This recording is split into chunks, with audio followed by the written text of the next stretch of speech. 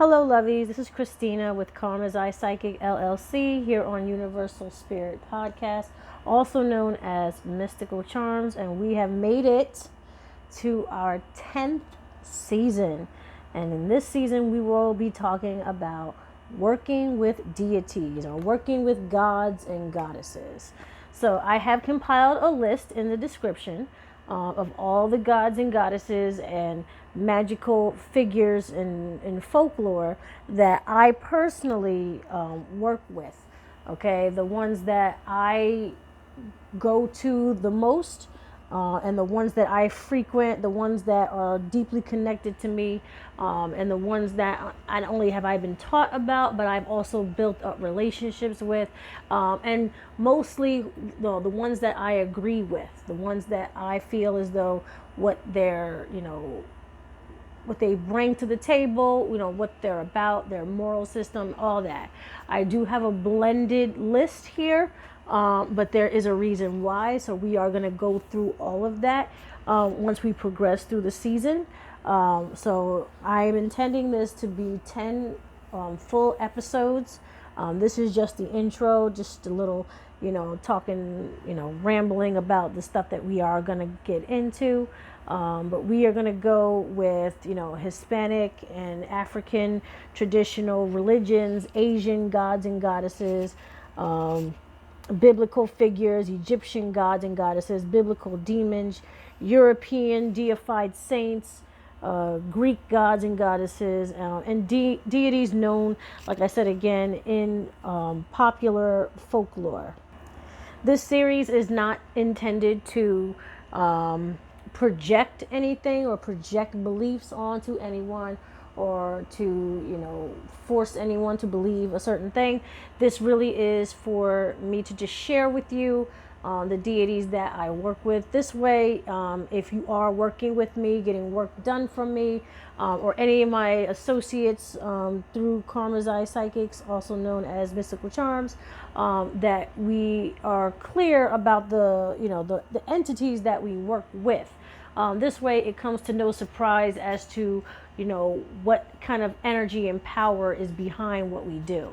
I don't want to ever have to feel like anyone was misguided, or, mistaken or deceived in any way. I like to be very, very transparent about everything.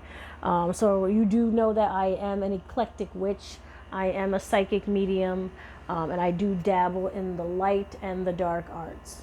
Okay, everything is done obviously cruelty free, right? Everything is ethically sourced.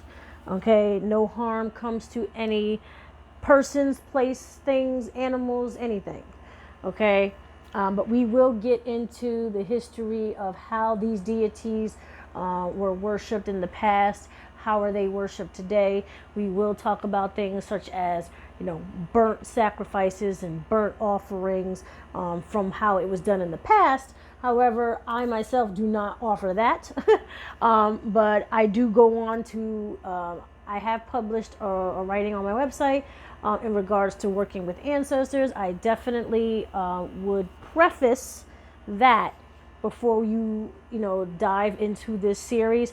This way there's no misunderstandings, okay, in regards to working with deities, where it's not particularly worship, where we are honoring rather than worshiping. So the difference between worshiping and honoring is more that the god or goddess or entity seeks you out.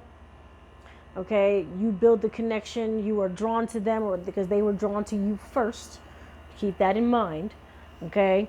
And that you build a relationship with them, see where they fit into your life, see where you fit into their whole energy and their purpose, okay? Because their purpose usually will reflect your purpose and vice versa, okay, as to why they would seek you out in the first place.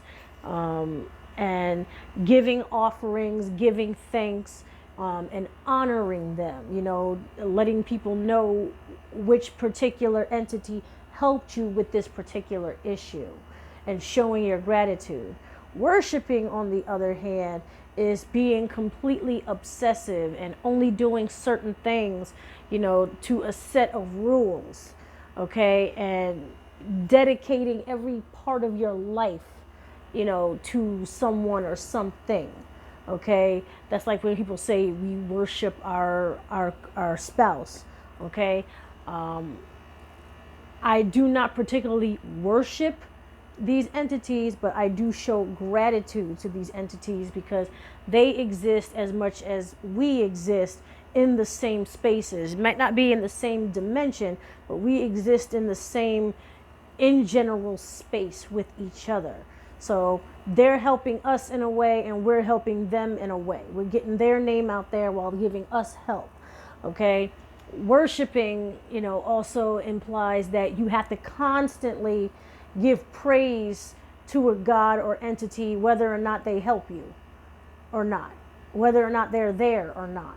Okay, it's more of a programmed type situation, where honoring is kind of like, I understand the relationship, and you know, there might be a season when this entity is involved and there's a season when they are not involved in my life.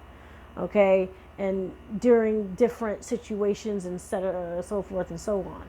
Okay, so, you know, honoring, worshiping, two different things. So these are the gods that I honor.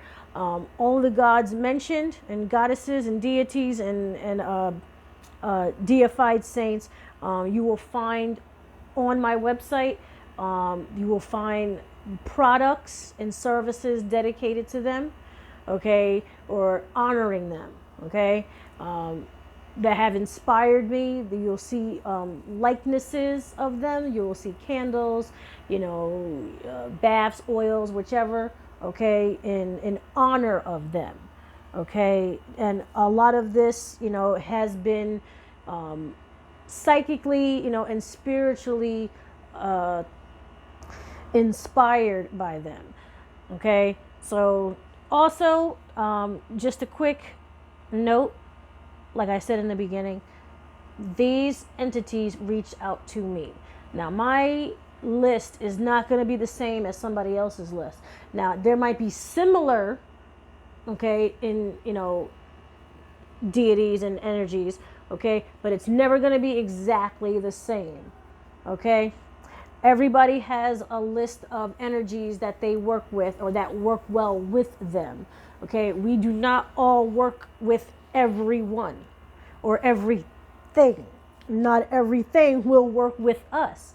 We all have a journey, okay, and through that journey we pick up when we are ready.